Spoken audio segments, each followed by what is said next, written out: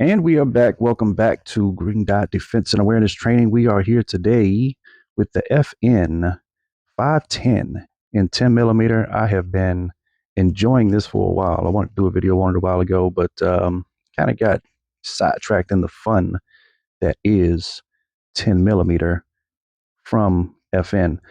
I tried quite a few different formats for 10 millimeter before I committed to this one. Really had to evaluate the ergonomics, the performance, the restrictions, and kind of weigh the options accordingly. And this was the clear choice for me.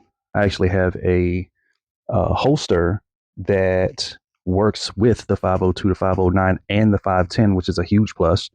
But let's get into the details of the 510. This is a striker fire pistol. Comes with two 10-round magazines. They are available with two 15-round magazines. Total weight is like 31 ounces unloaded. It's a 4.1 inch barrel length that is kind of a crown barrel, supported barrel, if you can see that there. 7.7 inches in overall length. That is from tip to back. The barrel has a 1 in 16 twist rate. It is 6 inches from the bottom to the top, which does not include the optic.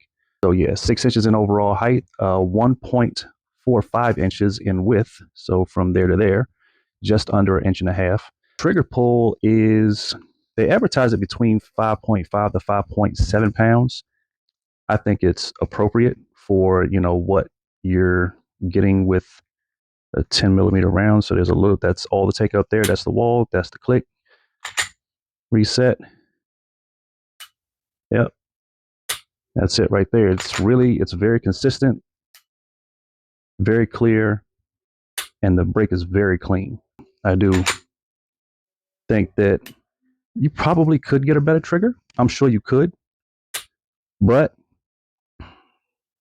this one is perfectly okay in terms of, what I require for this particular firearm. So there's that. Let's see. We've got a 6.1 inch sight radius on the iron sight. So basically from your rear sight to your front sight, it's going to be 6.1 inches worth of sight radius. Low profile optics mounting system. So they have this, I don't know how well you can see it, but it comes with a series of plates, mounting plates here that kind of fill up that gap so that you can use you can use optics with multiple optics footprints. So you don't have to be so hung up on finding a RMR optic like you probably would with a Glock. So what I'm saying, like each company has, their optics footprint, and then you might have to get an optics plate to match the optic that you want if it's outside of the footprint that is milled onto the actual slide. So they put a series of plates in here so that you can use whichever plate you want to use for the optic that you choose. So I think that's just very telling as to, how much attention FN is paying to the market and what people actually want, and positioning themselves in a way that might seem a little pricey in the beginning, but if you really compare apples to apples, they're really in line with, what another cheaper firearm might cost that doesn't have all of the bells and whistles that come standard with the FN. So moving on, front and rear serrations are pretty aggressive. I mean, I've seen more aggressive, but I mean, these are certainly sufficient. They are aggressive enough. You can check that from the back or the front. They're pretty easy to grab onto and manipulate. The spring is, pretty sturdy. It takes some effort, but you can manipulate this from the front or the rear as much as you need to. Loaded chamber indicator here. So I mean, we won't be able to see it here because I'm not going to load this up, but this is the LCI here, and that little bar would just kind of stick out a little bit if the casing was inside, and then you would be able to verify that with the indicator there. The barrel is also cold hammer forged, which we showed before was, crowned right here for enduring accuracy as they advertised. You saw that polished feed ramp, that good old polished job. I don't know how well we can get in there so you can see it any better. I'm not really getting a good lighting on it. That's probably as good as it's going to get there, but that is very, very clean and shiny and inviting, and makes for a very consistent feeding. I don't think I've really had any holdups in terms of failures to feed on here. So that polish job certainly helps with that part. The balance in this is very, very solid as well. I mean, it's a polymer lower, very, sturdy, brolic, beefy slide up top. And even though you have this light material at the bottom with this heavy material on the top, like the balance is very noticeable. It just works. They figured that one out for certain and for sure. They also come with interchangeable back straps, right? So they're two interchangeable back straps. We can't really see it with the goon tape on here, but there's a pin on the back. Push the pin through, back strap slides off, and you can slide the other one on, put the pin back in, and everything is everything. The texturing does come with the interchangeable back straps as well. Can't really see it clearly, but you do get you can see the indentations or the printing through the goon tape, and that is a testament to how aggressive the checkering is on the grip. The 1913 pick rail on the front for your lights or whatever else it is that you would like to mount on the bottom there. That's pretty standard. Full ambi slide stop, right? And mag release. So we've got here and here. All right.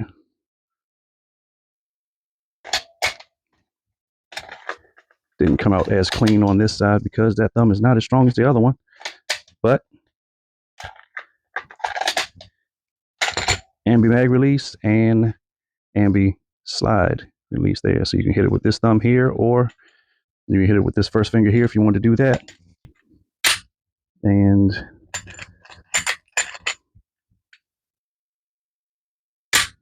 get there with that one. So I think that pretty much covers. There are a lot of things that I like about this pistol, but I also want to talk about the things that I didn't necessarily care for. It's a short list, but there are things that probably should be understood one way or the other, and I certainly appreciate the craftsmanship that went into making this. I thought that, and we didn't talk about the iron sights, right? So the iron sights are blacked out, right? We got the blacked out front and rear. And, it's not totally unheard of. I would like to think that, at this price point, that it would be feasible to have at least a dot on the front sight if you're going to have the blacked out rear sights. I think that's just, I don't feel like that's too much to ask personally, right? Because it's almost like I was going to have a holographic optic on here anyway, but if that went down, and it's not like you're incapable of lining up the front and the rear without a dot. It's just, I feel like if they had a tritium front sight on here, that it would be that much more awesome, right? So there was that. And these magazines, and I'm pretty sure the 15s are, functioning the way they're supposed to, because I've never heard anybody, voice any issues with the 15 round magazines. But the way the 10s are designed, right?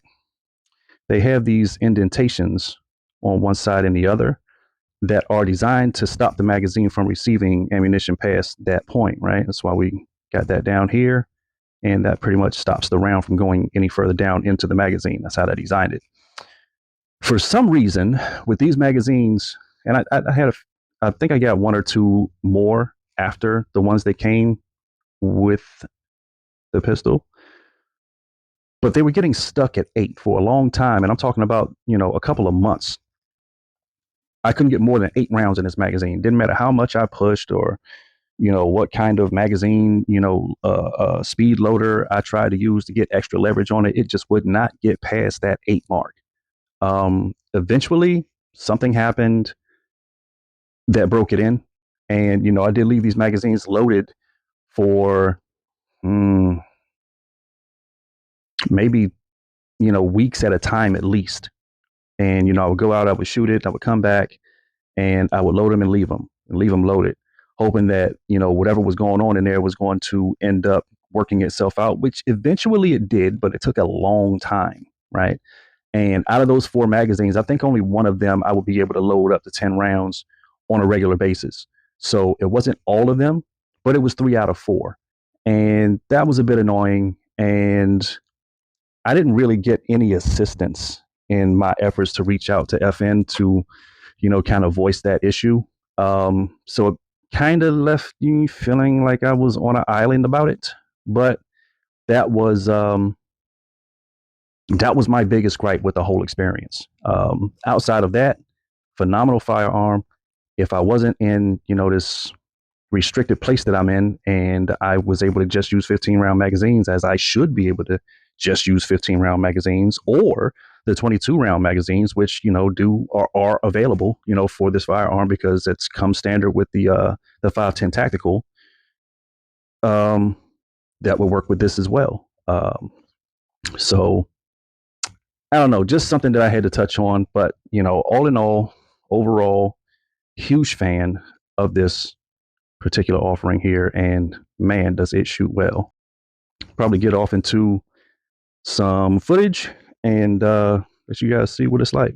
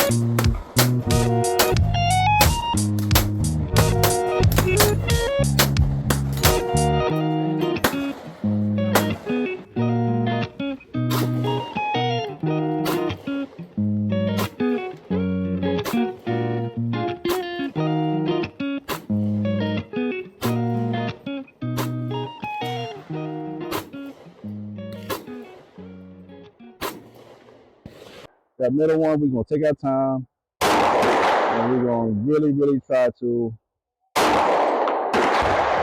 stay in the black.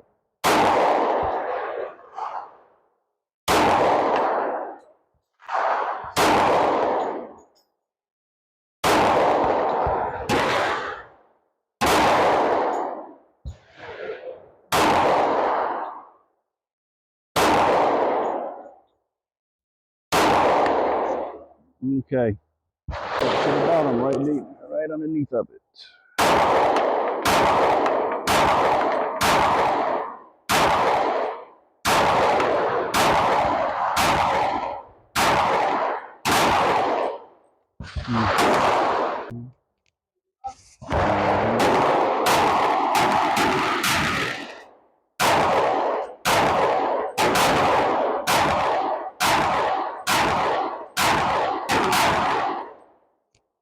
Yep, that's 40.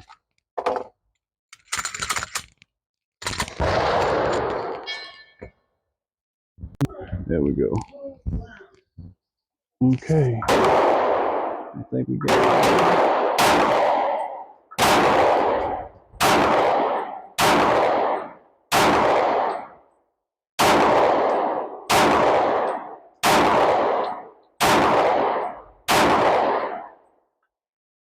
Okay, we'll take that. We will take that.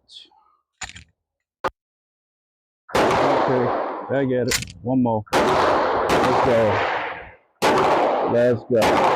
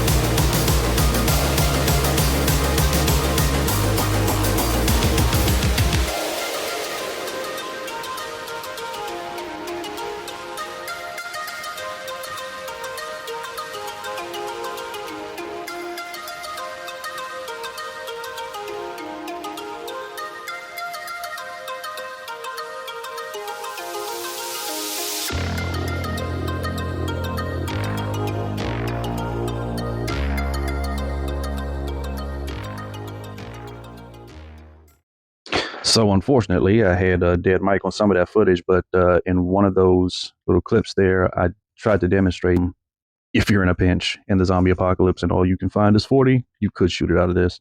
Um, Something else I had to mention as well was that out of all of the 10 mils that I tried prior to getting my hands on this one, like this was the only one that kind of fit my hands. And you can see like me there, I'm not even getting to the front of the trigger guard. Like this is the squatty palm action right here. So I can get to it, right? I can get to it, but it is not ideal if you got mitts like these. Um, and I think the only one that I was interested in that I didn't actually get to try would have been the Sig X10, um, which people did seem to like. I just couldn't seem to find one that I could shoot before I was ready to make that purchase. So, I could still, end up showcasing that at some point. At some point, the prices have come down significantly since that has been released. So, maybe you'll see that on the channel. Maybe you won't. Not making any promises, but man, do I enjoy the FN 510 MRD, and I am most certainly looking at getting a tactical once I am out of this restricted state I'm in, because I can't even have a threaded barrel in the district, and 10-round magazine is standard. So yeah, don't know how long we're going to subject ourselves to that, but that is where we are right now as we stand. And thank you for tuning in. And let me know if you have a FN 510, what you think about it. Let me know in the comments. If you are looking to get the FN 510, what are you looking to get it for? Is it for concealed carry? Is it just to have in the collection? Is it to take with you on your walks in the woods where you could come across black bear or bigger? Yeah, just let me know. Like, comment, subscribe. Have a great day on purpose. Hopefully I see you soon.